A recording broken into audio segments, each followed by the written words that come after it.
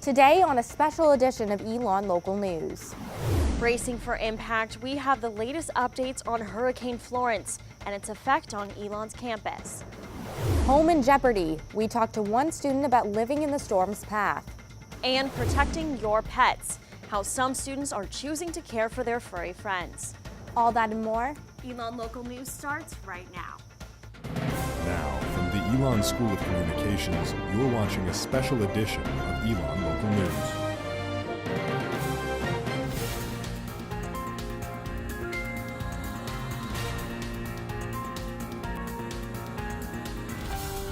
Hello, and thanks for joining us for this special edition of Elon Local News. I'm Megan Lynn. And I'm Maya Eaglin. We begin this morning with an update on Hurricane Florence. We have Jack Norcross in the newsroom. Jack, what should we be looking out for today? Yeah, it looks like we may not be getting the effects today, but let's see what's going out in the ocean right now. This is a look at the storm as it currently stands. You can see some of those strong bands right there in the middle, with some outer bands just starting to hit the coast of the Carolinas into Virginia as well. We're not going to really feel the total effects of this today, but we are going to maybe see some lingering showers. And as you look outside, if you're here in Elon, you'll see we have some cloudy skies. Let's talk about where this storm is planning on going. Right now, we're still out in the Atlantic. We're planning on it hitting the coast sometime early Friday morning. It's going to stall in the coastline a little bit, and it's going to remain a hurricane 2 p.m. Friday. It's then going to degrade into a tropical depression as it moves into South Carolina. Now let's take a look at what we can expect moving forward in terms of the timeline. Right now it is a Category 2 hurricane, and we're talking about when it's going to hit the coast. We're thinking late Thursday near Wilmington, early Friday possible as well. It'll weaken into a tropical storm early Friday morning, and then we will also see it then weaken into a tropical depression early Sunday morning. Guys, back over to you. Thanks, Jack. And those emails from Vice President for Student Life, John Dooley, have been flooding our inboxes. With the university saying that they are ready, I sat down to hear details on the preparations. No volleyball nets, an empty Mosley, and a silent Oaks. Elon seemed more like a ghost town today after 2,000 students fled campus following suggestions by John Dooley. These are the kind of decisions you can never second guess after you've made them, because really what you're asked to do is to make the right decision at that moment in time. Dooley says the decision to strongly suggest students to leave campus was calculated. We quickly realized that if we were to lose power, that we probably wouldn't have the capacity to accommodate all of the students that would be here on campus. As far as food and water, Elon Food and Dining Marketing Manager Casey Kaplan says that they are stocked up. I know that we have supplied up until like Tuesday or Wednesday of next week, and that's when we can start getting supply lines open again. And really, it was just about making sure that we really over-prepared. And even though Lakeside Dining Hall will be closed for the rest of the week, Clohan will be open. Claflin says everyone will have food through next week. If somebody is on campus and they need food, they can come to us. Like, the meal plans are still going to be active. As long as we have power, we're going to still be swiping people in. But at the end of the day, we're going to make sure that everybody on campus, if they need food, they're getting fed. According to Dooley, 1,400 students have said that they will stay on campus.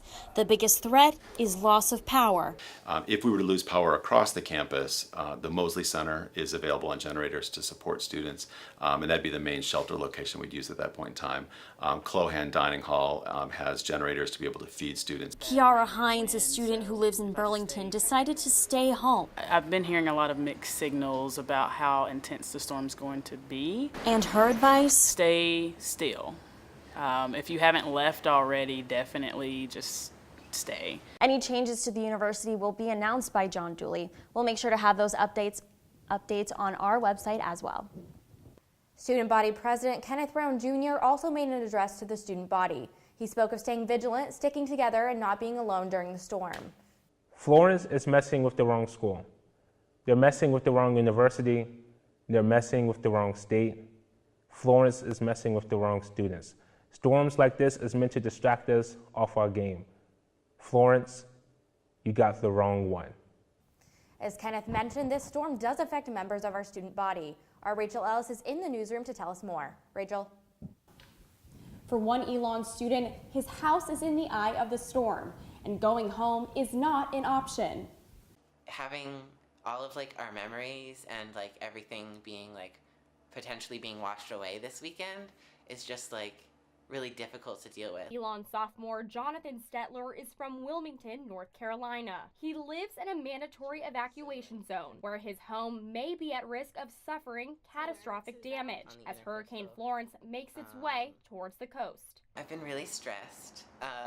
It is like just really stressful to think about like I might not have a home at the end of this weekend. This stress began when he felt panic on Elon's campus after Vice President of Student Life John Dooley sent an email yesterday morning urging students to leave the university. Everyone's talking about like, oh, I'm gonna like book a flight and go home and like I'll be safe out of the hurricane's path, and like people ask me like, oh, you're going home, right?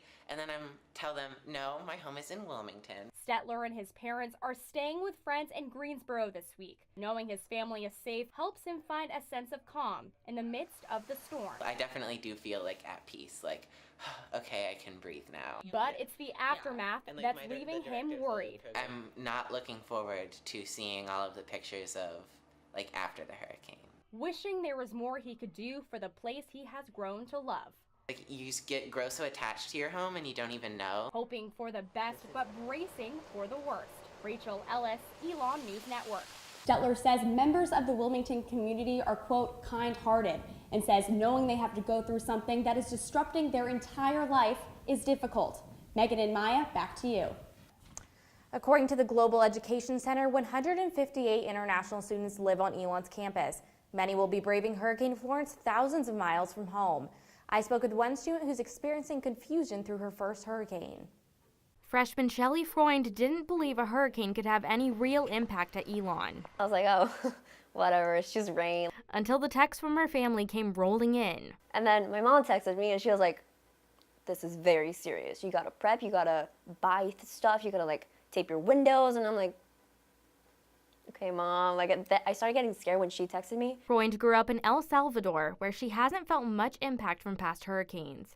And amidst news coverage and university alerts, she's not sure what to expect. Category 4 doesn't really mean anything to me until like people started telling me, get it together, buy some stuff, like take care of yourself. This is actually drinking water.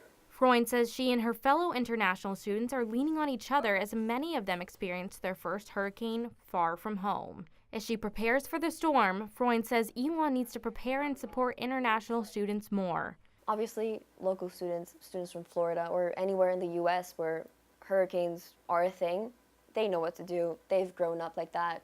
They got it. Internationals like me, we don't have that at all. Assistant Director for Global Student Engagement, Kristen Aquilino, said the GEC is able to connect international students with local families willing to take them into their homes during the storm. Aquilino says so far no one has chosen to do so. Ongoing construction sites are also preparing for the storm. According to Elon University architect Brad Moore, there are currently 4 construction projects, including the new historic building, La Rose, Student Commons, and the Inn at Elon Elementary, and McEwen Dining Hall. At these sites, they are taking measures to limit stormwater runoff, including creating extra storm drainage and sandbagging fences. In addition, Moore says they are removing and securing loose materials from all sites. If you're leaving your car on campus, campus police will not be ticketing and towing for parking in other student lots. However, they will be enforcing reserved spaces such as handicap or maintenance spots, fire lanes, curbs, and parking in the grass. The best advice for finding a parking spot is to avoid parking near trees or power lines and find a higher elevation in the parking lot if possible. And for insurance purposes, take pictures of your car now. It'll make it easier to file a claim just in case anything happens. The North Carolina floodplain mapping project shows that Elon has a 0.2% chance of annual flooding. But with the storm coming, the National Hurricane Center shows there's a 5 to 10% risk of flash flooding in the area. Director of Physical Plant Tom Flood says if any building on campus flooded, it would come from storm drains getting clogged, causing water to rise to the building and seep underneath the doors. When there was heavy rain this summer, Flood says Gray Pavilion, Newman Lumen Pavilion, Global B, and the University Advancement buildings had water leak into them. Flood says Physical Plant has since upgraded the storm drains. They've placed sandbags near all of those buildings and have crews on call to move them into place and block the doors if the water rises. Taking a look at the floodplain maps for the town, the blue areas have a greater annual risk of flooding. Water's more likely to pile up in the creek behind the Danley Center, in the intramural fields, and in a creek that runs in the backyards of houses on the road behind Mill Point. While Hurricane Florence is inching its way toward the North Carolina coast, shoppers are storming local businesses in preparation. As of this morning, Circle K gas station has refilled all of its gasoline. At Lowe's Food in Burlington, water is a hot item. Earlier in the week, the entire water aisle was sold out. Back on campus, Oak House owner Phil Smith says they are keeping their doors open. At Skid's restaurant of Elon, they're not too worried about storm prep and have no plans to close at this time.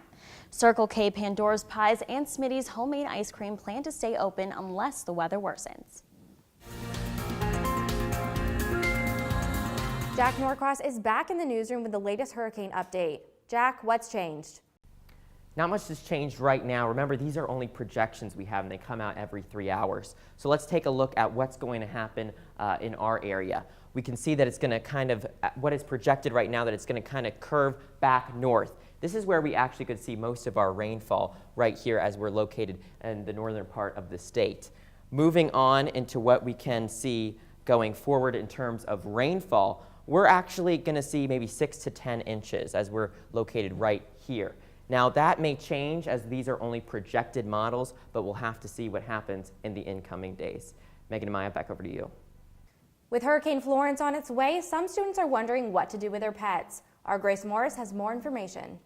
Sophomore Imogen Thompson and her horse chairman are riding out the storm. Not really what I expected in my first month of owning a horse. Thompson considered leaving the Elon area to get away from Hurricane Florence, but decided she needed to stay to take care of Chairman, who lives at a local barn in Elon. You know, now this is like all on me, so at first I wasn't sure whether I needed to evacuate him, whether I needed to get him like back to New Jersey or somewhere safe. But while Chairman has a home, not all animals do. A member of Elon Animal Rescue, a club on campus, contacted sophomore NIKKI GUPTA about the need for animals in the Burlington Animal Services shelter to be fostered during the hurricane. I think it'd be really scary if I didn't have a home and there'd be a hurricane. Like, I wouldn't want to go through that myself. GUPTA and her roommate Kelsey Manzano picked up 5 cats from the shelter and are fostering 2 of them. The others are staying with other students on their hall. While GUPTA was happy to take the kittens, she admits that it's more work than she thought it would be. A lot of responsibility. I can't even take care of myself. So, taking care of another precious creature like this, I think they deserve a better owner. And Manzano agrees, especially since she was hesitant about sheltering the cats in the first place. I get way too attached way too easily, and I know like my heart will just be in pieces when I have to give him back. But no matter what pets you have or where your pets are, Thompson says it's hard not to worry about them in situations like this. You're always gonna think of them as your baby and like be worried for them. So while you're preparing for the hurricane, make sure to get your pets prepared as well. Grace Morris, Elon News Network. The 5 kittens at Manzano and GUPTA are caring for are all up for adoption and can be adopted for $10, which includes spaying, neutering, and vaccines. If you want to adopt, call Burlington Animal Services at 336-578-0343. That's all the news we have for you right now. Thank you so much for joining us. Make sure to keep up with our coverage of the hurricane on our website, Elon News Network, or on our social media, Elon News Network, and use the hashtag FLORENCEENN. Have a great day and stay safe, Elon.